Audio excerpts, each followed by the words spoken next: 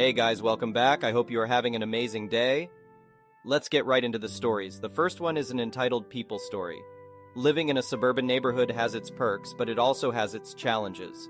I have lived in my house for over 10 years and have always had friendly neighbors. We would often lend each other tools or even have a friendly chat on the front porch. But one day, everything changed. I came home from work to find a large RV parked in my driveway. At first I thought that it was a mistake, but then I noticed that it had been there for days. I asked my neighbors if they knew whose RV it was, but no one seemed to know. I then realized that it belonged to my neighbor, Tom. Tom was new to the neighborhood and had recently moved into one of the houses across the street. At first I thought he was a nice guy, but that all changed when he started to use his RV as a vacation home on my property. He would stay there for days at a time, have loud parties, and leave his trash all over the place. I tried to be diplomatic and asked him to move his RV, but he simply ignored me. I even went as far as to talk to his landlord, but they refused to do anything about it. That's when I knew that I had to take matters into my own hands. I started by looking up the laws on RV parking and discovered that it was illegal to park an RV on someone else's property for more than 48 hours without permission. Armed with this knowledge, I confronted Tom and told him that he had to move his RV. He got angry and threatened to sue me if I touched his property. Days went by and Tom was still parked in my driveway.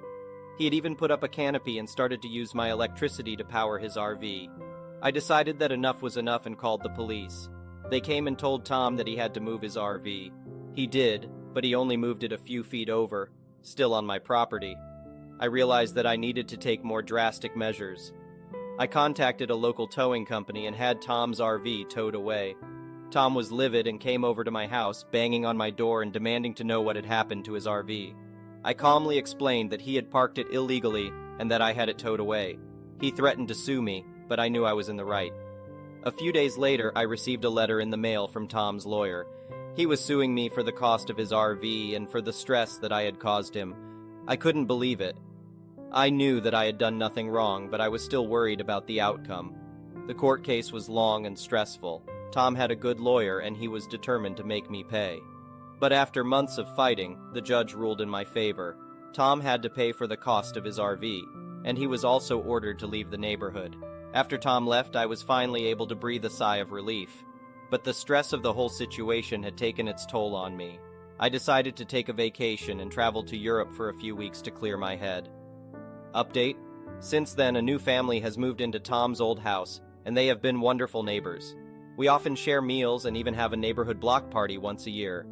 I am grateful for the sense of community that we have, and I'm glad that the RV incident is a thing of the past. The next one is a pro-revenge story. This is my first post here, and I have been debating whether it belongs here or in petty revenge. If I have chosen the wrong sub, please let me know. About 15 years ago, when I was a kid living at home, we had a house with a vast backyard in the suburbs, and the neighboring property next to our driveway was a set of 3 attached rental flats, each with their front door facing our house. We were usually on good terms with most of our neighbors, including those next door. After the family in the middle flat moved out, an older single woman moved in. She was usually at home, so I doubted she had a job and wasn't particularly friendly. She kept to herself, which was fine, and never really acknowledged any of the neighbors. Whatever, that was cool. So one Saturday around midday, I was out back with the lawnmower, earning myself some pocket money. Since we had a big yard about 20 minutes in, I was about halfway done when suddenly, a noise control officer knocked on the door. They told us to hurry it up, as they had received a complaint. Although they thought it was ridiculous, they had to say something. It was a bit stupid, but whatever. We weren't a loud family at all. No parties, screaming, anything like that. Over the next month, we kept getting visits from noise control. Always during the day, mind you. We would get visits for mowing the lawns, and even had a couple of complaints about my younger sister and me playing and hanging out in the backyard on weekends or in the afternoon after school. Again, we weren't all that loud. At the time, I would have been about 13, so more often than not, the boy next door and I would just be chilling on the swings, talking. Not loud, just being outside. We'd never had an issue with noise before. None of our other neighbors had ever had a problem, and we had never had noise control called before now. So we asked around. It was fairly obvious at this point that the snobby woman who had moved into the flat next door was making all the complaints. My father would always stock up on firewood in the summer to prepare for winter, and would have to chop it up himself. It was the first weekend of chopping for the year, and it was about 2 p.m. on a Saturday. He pulled out his old chainsaw, and it was on for about a minute and a half at most, before he realized the chain needed to be replaced. He turned it off, grabbed the axe, and proceeded to chop wood the long way. Next thing we knew, noise control showed up. The officers were sick of having to visit at this point, and were pretty friendly with Dad by now. It turned out that, yes, it was the new neighbor next door. It also turned out that she had been an issue for them for a while, and noise control was well aware of her stupid complaints from all of her previous addresses. Unfortunately, they were legally obligated to follow through with them. The following weekend, surprise, surprise, we got a visit after Dad had been chopping more wood with the axe. Because the chainsaw was out of action, he decided to give her something to complain about. A family friend of ours happened to be a truck driver. He drove a big rig, almost Optimus Prime level, up and down the country. He was back in town that weekend, so we gave him a call and he was keen to help us out. The next step was to warn all the other neighbors who were all fully on board because, as it turned out, we weren't the only ones she was complaining about. The next weekend, around 9 a.m., we spent about half an hour getting this great big truck down our driveway.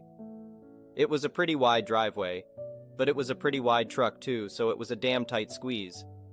Having been good friends with previous neighbors, we were familiar with the internal layout of those flats.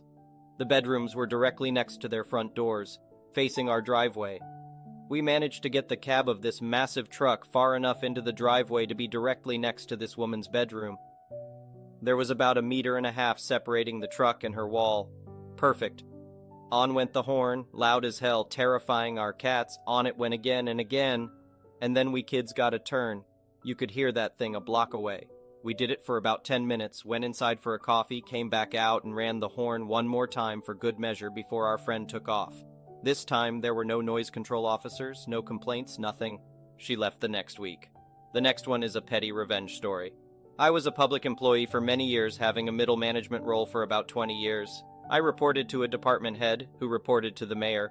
I had a small staff, typically 10 people who were mostly part-time. They rotated every few years, and I tried my best to make their time with me valuable. I helped them pad out their resumes, paid for trainings, and more. Tim was initially a decent employee, but quickly decided he was the greatest employee of all time. His overconfidence often led to mistakes or being overextended, and he needed to be bailed out. He was good at basic tasks, but had a hard time with math, grammar, and interacting with adults.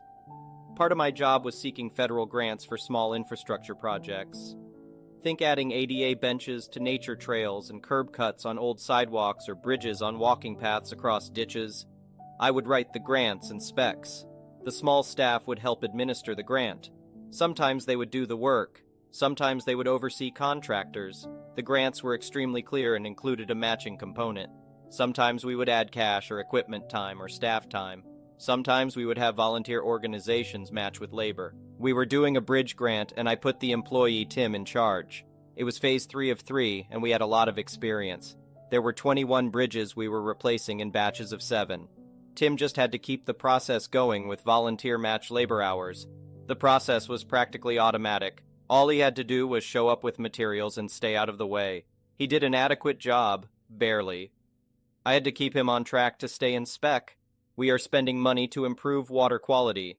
He wanted to improve recreation. We sent a lot of emails and texts about it. The department also used project codes to track grant spending. Each grant had a code, and it was very easy to code all the time and materials through the accounting department. The volunteers signed logs each day, and the process was pretty tidy. That fall, Tim continued to struggle with basic tasks, and eventually demanded a promotion for his outstanding work. He did not meet the very clear requirements for a promotion, government requirements, through his own laziness, despite being given opportunities to become qualified. Eventually, he became intentionally negligent, and put himself and others in danger. I called him into the office after an egregious incident, and offered him the opportunity to resign or be fired. Resigning means he could be eligible for rehire in a different department. Fired means he is blacklisted from the city. He refused to resign, and so I terminated him. He seemed shocked. I think he thought it was a bluff or scare tactic. He thought he was a critical cog in the machine, but he was a thorn in my side. His dad is a well-known local attorney. I had pulled Tim's state criminal record, and on close inspection, it was clear Daddy was bailing him out throughout life. Assault charges dropped, DUI pled to a traffic violation, possession pled to an infraction. Tim decided to come after me. His first move was to call the federal division that oversees my grants and report fraud. They launched an investigation. My records were 1,000% immaculate. They called him into a meeting, and his proof of fraud was that he felt that the bridges should have been a lower priority, and the money would be better spent elsewhere, so the fraud was misuse of funds. But the grant specs were followed precisely by him. He had tried to divert funds, and I had stopped him. I had written evidence. The project he had accused on was the literal poster child for success and was included in a slideshow to the legislature on the success of the grant program. The feds and city powers were livid for wasting time. I had reams of perfect documentation. He was yelled out of the building. Then he filed a wrongful termination suit. He told his dad about the apparent mistreatment, and his dad filed. I contacted the city attorney and dumped hundreds of pages of documentation with a summary in his email. I was in City Hall when Daddy Attorney came slinking out of the legal department, apologizing for his idiot son. I heard from a mutual friend Daddy gave Tim a thorough reaming and withdrew the financial support that had allowed him to live on part-time work. He is doing better today, but right around the time his wife discovered his ongoing affair, the mistress got pregnant, and things got rough. The next one is an entitled people story. In 2020, I lost my home in a wildfire and was left with only what I could pack in a Ford Focus during the evacuation. I was renting a basement apartment in a country house, and most of my stuff went up in flames. I realized that while my car may have good gas mileage, it wasn't going to hold a lot of stuff or tow anything. My landlord evacuated his family in a big GMC truck with a fifth-wheel trailer. He had everything he needed from emergency food storage to backup vehicles. His wife drove another truck out, fully loaded with a trailer full of their stuff. They had everything they needed to survive, and more. This made me realize that I needed to be better prepared. I had to couch surf for a while and could never stay in one place for long because I was a guest and not a tenant. So I ended up living in a tent in a field with several other people who had also lost their homes to the fires. It was like a tent village set up by a local charity. The shelters were beyond full, and since it's a warm climate, tents were the next best option. I managed to get a used but decent-sized tent and basically furnished it like a tiny apartment with a cot, a small table, and some chairs. I even hosted a poker night in it a few times, though I made sure not to leave anything worth stealing when I went to work. I was still going to work almost every day, and even volunteering for extra shifts. I was saving money since I wasn't paying rent, and I made up my mind to keep saving to one day buy a truck of my own because if this situation with the wildfires or some other disaster ever happened again, I needed to be better prepared. A few months ago, I put down over a year's worth of savings to buy a used Chevy Silverado 1500 with a canopy already on it. It had a few dents, a big diagonal scratch across the hood, and the paint was a bit weather-worn. But so what? It had a good bit less than 100,000 miles on it and a list of recent repairs that included a new radiator. I had spent a year living as cheaply as possible to save as much as possible. I wanted a truck and a camp trailer in case the fires ever come back. Some people have called me a hoarder for picking up stuff off the side of the road and using it, but I don't keep all that stuff at my apartment. In fact, I keep almost minimal furniture. Some remark that my apartment looks like it was just moved into, as I still keep some of my stuff packed in boxes. I want to be able to pack and leave quickly if I have to, especially since the world only seems to be getting worse. I bought the truck, an ironically silver Silverado. I bought it from a man who looked to be in his 50s, and he said he had a bad back and couldn't use it anymore. He gave me a steal of a deal when I came to get it, dropping the price by $1,000 because he felt I was clearly in love with it. And I am. I'm very happy with the truck. She drives like a dream. A big heavy dream, but still a dream. And she was clearly underdriven by the previous owner, as it's still not at 100,000 miles. I still kept my old Ford Focus though, so my fuel costs wouldn't skyrocket. A few weeks after I bought the truck, I was out in the same general area where I bought the truck looking at a used camp trailer that I was possibly interested in buying. but it ended up being in such bad shape that I turned it down because it was beyond my skills to repair. Before leaving the town, I stopped to eat at a local diner. Great burgers there, by the way. As I was leaving after having dinner, I noticed a woman who looked to be in her 40s looking over my truck. I'm not going to use the term Karen to describe this person because I know two women named Karen, and they are both fantastic people, but she did have that look that people associate with the stereotype. I asked the lady what she was doing poking around my truck, and she gave me a side glare while demanding to know where I got it. I said I just bought it a few weeks prior. She rushed up to me and said I didn't buy it, I stole it. I told her no, I purchased it from the title owner, so that makes it mine.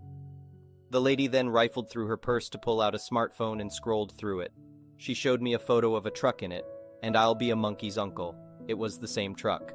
The license plate and scratch on the hood were clearly visible. There was also a man in the photo, the same guy who sold me the truck. When I acknowledged this, the lady started yelling, see, and then demanded I return it to her. She held out her hand for the keys and kept saying to give it back. I told her I bought the Silverado fair and square off the guy in the photo and that it is my truck now. But she didn't let up. She went and sat on my bumper and called the police. She was heavily exaggerating while talking to the operator. I'm not sure what they call the person on the line when you call police.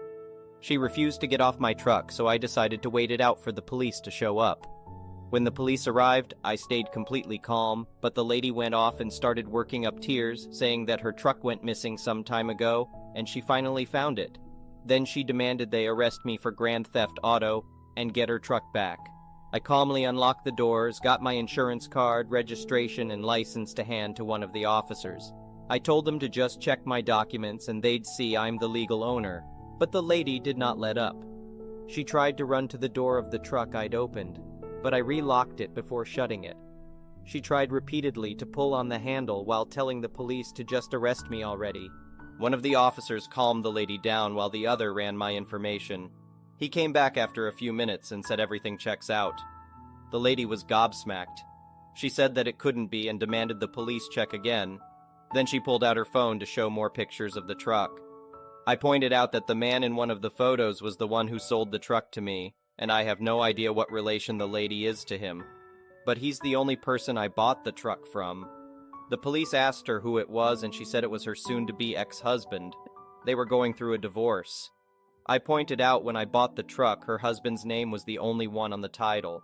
The lady yelled at me that he'd originally bought it for her, and it was missing one day after she came home. All I could do was shrug and say I did not know that. But her husband was the legal owner before me, and I bought the truck from him. The police told her that I was correct, and it is legally my truck now. The lady went from crazy to just very sad as she cried that it was her truck, and he sold it without her permission. I did feel sorry for her, and said to the police that they may want to do a wellness check on her or something. They said I was free to go, and they would handle the situation from there. When I was getting ready to leave, the lady yelled that she was going to follow me and find out where I live. But the two officers didn't let her do so. I left the parking lot and hightailed it on the highway out of there. Later, I contacted the guy who sold me the truck, and he admitted that the crazy lady is his soon-to-be ex-wife. She cheated on him for the second time, and it was the final nail in the coffin for their marriage. The truck was always in his name only, and that woman had signed a prenup when they married. So the divorce was not going in her favor. It's been months now, and that lady has not found me again, so I'm probably in the clear as long as I avoid the area I bought the truck in. Though for all I know, she's not even living there anymore since her husband divorced her. It was a crazy experience, but it made me grateful that I did my due diligence when purchasing the truck and had all the necessary documents to prove that I am the legal owner. The next one is an entitled parent story. I, 21F, made the decision to cut my stepfather out of my life completely. I also made the choice that he will not be seeing my daughter. Period. He was so abusive to me growing up and pretended the abuse didn't happen. He constantly gaslights me. He mentally and emotionally abused me. When I was having mental problems, my stepdad convinced my mother I was lying. He would call me names and make fun of me for not knowing how to do things I wasn't taught how to do. He would tell me how stupid I am. He would make fun of me for being autistic and bipolar. He would do or say things to purposely provoke me. He would say, "I wish you would hit me, fight me, what's up?" The thing is, I never challenged him to a fight. I would defend myself from further injury and he would tell everyone I hit him that I started a fight with him. Keep in mind, I was a 5'5", 120-pound girl. He would physically abuse me. He would punch and slap me in the face, shove me against walls. He threw things at me. He told me that he wishes my attempt succeeded. He would always exclude me from family outings and going out places. I was excluded from everything. I got awards from an art show, and he claimed I was showing off and was angry that I was trying to hang them up inside my bedroom and demanded that I throw them away. He was upset because I had awards and my sister did not. He told me that it's not fair that I'm rubbing those words in her face because she didn't win any. My sister was his favorite, and anything she wanted she got. I was stuck with old clothes that didn't fit while my sister got new books, new makeup, new clothes, new shoes, you name it. She was the golden child. I was forgotten about. Every time I had plans with my mother, he'd force her to cancel them so she can go with him. She chose men over me. I had a daughter in February. I love her so much and want to protect her. My mother asked when I would let him see the baby. I made it clear that wasn't happening. He is angry I won't let him see her. He said to my mom, "If I can't see her, then nobody else can." It's not fair that she's excluding me when I provided food, clothes, and a roof over her head. She owes me. She was a difficult child to raise. I wasn't difficult. I had mental issues that weren't taken seriously or diagnosed. I went through a lot of trauma that my family denied even happening. My stepdad went on FB and talked about how I'm excluding him and that I'm an ungrateful brat. He had family reaching out to me to get over the crappy things he'd done. He will never see my daughter. He will never see me again. He is cut out of my life forever. Thank you for watching. I would really appreciate it if you could like the video and subscribe to our channel if you haven't already. We'll see you again tomorrow.